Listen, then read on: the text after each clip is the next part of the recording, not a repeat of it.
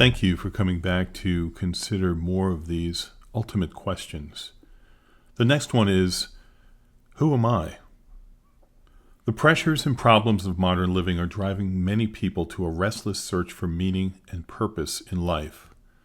We have seen something of who God is. What about us? Why do we exist? Why are we here? Does human life have any meaning or purpose? The first thing to get clear is that man does not merely exist. He is more than an accidental accumulation of atoms which all happen to fit together in a convenient package we call a human being. The Bible tells us that he was specifically created by a wise and holy God. So God created man in his own image. In the image of God he created them, male and female he created them. Man is more than a highly developed animal or a refined ape. He is as different from other creatures as animals are from vegetables and vegetables are from minerals. In terms of size, man is minute compared with the sun, moon, and stars. But God has given him a unique and honored place in the universe. This is seen in one of God's first commands to man: have dominion over the fish of the sea, over the birds of the air, and over every living thing that moves on the earth. Man became God's personal representative on earth, with authority over all other living creatures. But man was also given special dignity.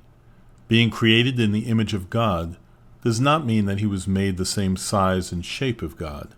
We have seen that God does not have size or shape. Nor that man was a miniature of God, possessing all his qualities in small quantities.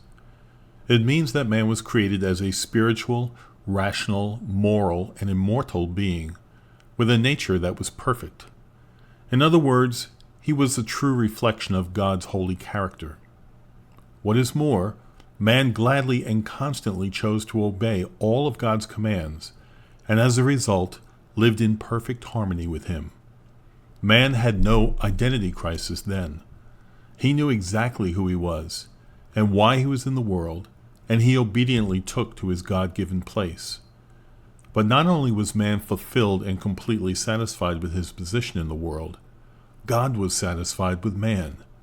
We know this because the Bible tells us that when his work of creation was complete, with man as its crowning glory, God saw everything that he made, and indeed it was very good.